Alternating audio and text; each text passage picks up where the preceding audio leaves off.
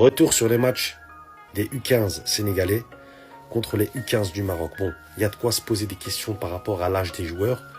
Surtout que le gardien de but sénégalais, regardez, 1m90. Là, franchement, il y a un problème. Si ce mec-là, vous me dites qu'il a moins de 15 ans, il y a de quoi se poser des questions au niveau de l'âge des joueurs sénégalais. Moi, je pense qu'ils ont fait exprès de mettre des joueurs de plus de 20 ans contre le Maroc pour donner une belle image du football sénégalais. Voilà, parce qu'ils ont tellement sali l'image du football africain qu'ils se devaient de gagner ce match face au Maroc, même si c'était les U15. Regardez, c'est un truc de fou. Même l'arbitre, il est plus jeune que le gardien de foot sénégalais. J'ai jamais vu ça. J'ai été chercher d'autres clichés de ce match. Et regardez, ils font tous plus d'1m80. Quand vous voyez leur corpulence, assez athlétique pour des jeunes joueurs de foot africain de moins de 15 ans. Un truc qui m'a encore plus marqué, c'est la calvitie. J'ai jamais vu un enfant de moins de 15 ans avoir une calvitie. Camara, le joueur de moins de 15, qui a déjà une calvitie. Tellement nos U15 ont choqué les Marocains, ils disent que c'est pas des U15.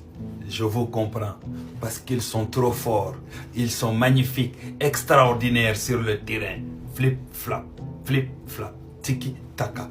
Vos joueurs n'ont rien vu. C'est normal. Quand tu arrives, tu crois que le gars c'est ton camarade, mais tu es dépassé carrément. Dès 10e minute, il y avait déjà 3-0. Donc c'est normal. Ils étaient venus seulement pour vous yéyi. Yéyi, ça veut dire quoi? C'est pour vous manger. Parce que déjà, ils avaient une dent déjà. C'est-à-dire que là, c'était règlement de compte. À chaque fois que vous allez croiser une de nos équipes, ça sera règlement de compte. Ça sera final directement.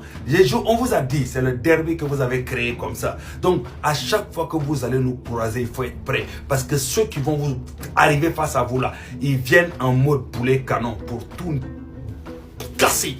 Est-ce que c'est clair? Donc ça, il faut intégrer ça dans votre tête.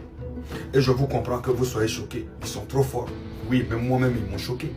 Mais c'est normal. C'est normal. C'est le tiki-taka sénégalais. C'est le football sénégalais. En fait, on a réinventé le football. C'est-à-dire que le système qu'on a, la façon dont on joue, il est unique. Il est unique au Sénégalais. C'est-à-dire qu'on a réinventé le football africain. C'est de ça qu'il s'agit. Rapide, technique, efficace et clinique. C'est de ça qu'il s'agit. Ces jeunes-là, ils ont la dalle. C'est des vrais lions. Donc quand vous arrivez sur le terrain, vous croyez qu'ils sont là pour faire... Non, ils ne sont pas là pour mannequinat, pour faire le beau. Non, ils savent d'où ils viennent. Et quand vous parlez d'âge là, il faut réfléchir 10 fois. Ça, c'est des jeunes qui sont suivis depuis petit. Dans les centres de formation, ainsi de suite, suivis petit. Comme ça, jusqu'à l'équipe nationale. Ils sont suivis par des professionnels. Leur identité est connue depuis toujours. Donc, inventez ce que vous voulez. Quand vous vous arrêtez et puis vous dites que non, ils ont pas, c'est pas des U15, etc. Non, ils sont trop forts. C'est normal. Vous montrez seulement la faiblesse de votre équipe. Vous montrez la faiblesse de votre équipe. Une grande nation de football accepte la défaite et puis va travailler plus pour revenir. C'est ce que l'Égypte a fait quand on les a tapés en demi-finale de Coupe d'Afrique. Ils sont partis retravailler parce que c'est une grande nation de football. Arrêtez de justifier vos défaites. Parce qu'à force de justifier vos défaites, vos joueurs ne se rendront même pas compte quand ils sont en baisse de régime. Tout simplement. C'est de ça qu'il s'agit, les gars. Nous, on vise tout le temps haut, tout le temps. On vise la lune. C'est de ça qu'il s'agit. Et ces jeunes-là, ils bossent nuit et jour. Every day, every time. Football, ils puent le football, ils vivent le football, ils dorment football, ils se lèvent football, ils mangent football, ils se lavent football, ils vivent le football, le vrai football. C'est pour cela quand ils sont sur le terrain, ils sont à l'aise, ils sont contents d'être là. C'est-à-dire, c'est comme si tu prenais un poisson, tu le mettais dans l'eau. Ils peuvent jouer 200 minutes normales sur le terrain sans se fatiguer. Regarde bien ce qu'ils représentent derrière, c'est extraordinaire. Regarde la classe, l'élégance du lion. Regarde, c'est ça qu'il représente. Vert, jaune, rouge et le lion. Vive les Djambars, vive les lions. On est fiers de vous les gars. Ils peuvent continuer à parler. Mais bon, comme on dit, chez nous, les aigles ne volent pas avec les pigeons. Si tu es nul, tu seras nul sur le terrain. Si tu es fort, tu seras fort sur le terrain. Pas d'excuses. Ceux qui trouvent des excuses, ce sont les nuls. les vainqueurs, les vrais, eux ne trouvent jamais d'excuses. Quand ils perdent, ils acceptent la défaite et puis ils avancent. Ils vont travailler 2 fois plus dur et puis ils reviennent encore 2 fois plus fort. Et c'est ce qu'on a fait. Autant on perdait beaucoup de finales et de demi-finales. On est parti travailler, reconstruire notre équipe, revoir comment notre système doit pouvoir s'améliorer. Et pendant des années de travail acharné, aujourd'hui ça paye. Oui, ça paye et il faut l'accepter. Maroc, à chaque fois qu'on va se croiser, U20, U15, U17, U5, même U1, on va vous gagner. Nos bébés peuvent gagner les bébés marocains sur le terrain. Voilà. Et puis score. Vive les Lions. Allez les Gambas. Wassalam. Arrêtez de trouver des excuses. Voilà, il commence avec la victimisation, le Marocain. Il commence avec les justifications. Ouais, U15 Maroc, pas des U27. Parce que je tiens à vous rappeler que le Maroc U15 a perdu 4-0 face au Sénégal U15. Donc les petits Sénégalais, ils ont frappé les petits Marocains par un score de 4-0.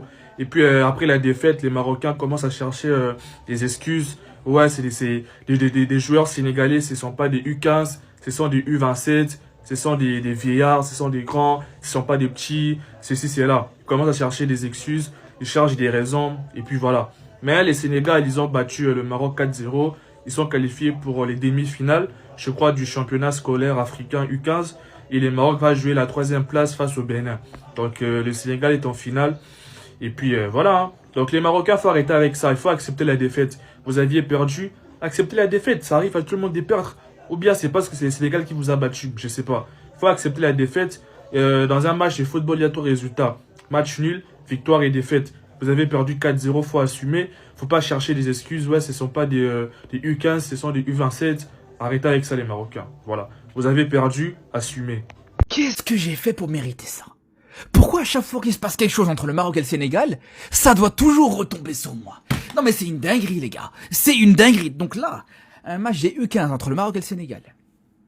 Sur un des buts qu'a marqué le Sénégal, il a fallu que ce soit un joueur qui s'appelle Gay qui marque un but contre le Maroc sur une frappe de loin, les gars. Mais je sais pas si vous vous rendez compte la coïncidence. Donc bien sûr, les Sénégalais, ils se sont pas gênés juste derrière, voilà.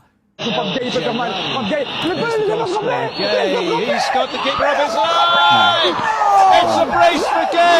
que ça retombe sur moi. Fallait que ça retombe. Et le pire, les frères, vous allez croire que là, c'est juste un Sénégalais lambda qui a fait ce montage TikTok ou autre. Pas du tout. C'est une chaîne de télé sénégalaise. C'est carrément même une chaîne de télé sénégalaise en train de me troller. Et après, vous me dites d'oublier cette finale, de passer à autre chose. Moi, cette finale, je veux l'oublier. Mais c'est cette finale qui veut pas m'oublier, les frères. C'est ça le problème. Alors, regardez, même après ce match, même après un match des U15, ça vient me troller de partout. Toute la journée, ça a fait que m'envoyer ce score. Toute la journée, ça va arrêter de me dire, ouais, regardez, le Maroc a gagné 3-0 sur tapis vert, mais nous, on a gagné 4-0 sur le terrain. Non, mais regardez, les gars, où on en est aujourd'hui. Non, c'est trop, les frères, vraiment. Ce qu'on vient de voir, ce n'est pas juste une victoire, c'est un message envoyé à toute l'Afrique. La demi-finale du championnat africain du football scolaire a donné son verdict. 4-0 pour les Lionceaux. C'était une véritable démonstration. Avant même ce match, les Lionceaux avaient une confiance incroyable. Après avoir terminé premier de leur groupe, grâce notamment à une victoire contre le Bénin et un match nul contre la Zambie, les Sénégalais savaient ce qu'ils voulaient et ils l'ont fait. En face, le Maroc était une équipe solide, capable de gros scores, comme on l'a vu précédemment face à la RDC, victoire 6-1. On était donc clairement sur une demi-finale à très haute pression. Un vrai test. Mais dès le coup d'envoi, les Lionceaux ont imposé leur rythme. Intensité, discipline, surtout efficacité. Là où le Maroc espérait poser son jeu, le Sénégal a répondu avec une organisation propre et des projections rapides vers l'avant. Et petit à petit, le match a totalement basculé. 4-0, score sans appel. Ce ne fut pas un match serré ou une victoire à l'arraché, ce fut là une vraie démonstration collective. Et ce qui frappe le plus, c'est la maîtrise globale de cette équipe scolaire, qui joue avec une maturité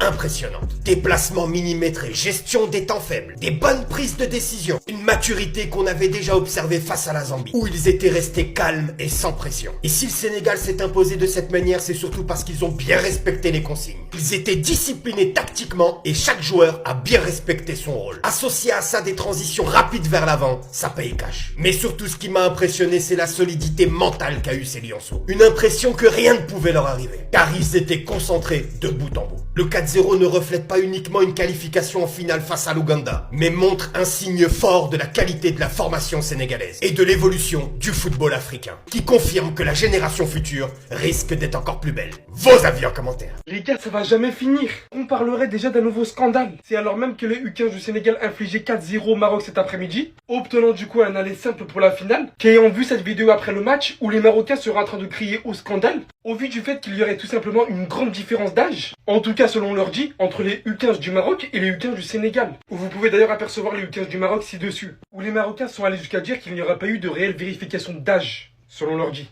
Quoi qu'il en soit, ça a créé quelque chose de très mauvais, les gars. Je vous assure que c'est littéralement en continuité de la dernière finale de Coupe d'Afrique des Nations qui a fait tant débat et qui aujourd'hui fait encore tant débat. Entre les deux équipes, la hache de guerre ne veut pas s'enterrer. Et aujourd'hui, la polémique va jusqu'à dire que pour eux, ce sont des enfants et eux, non du coup.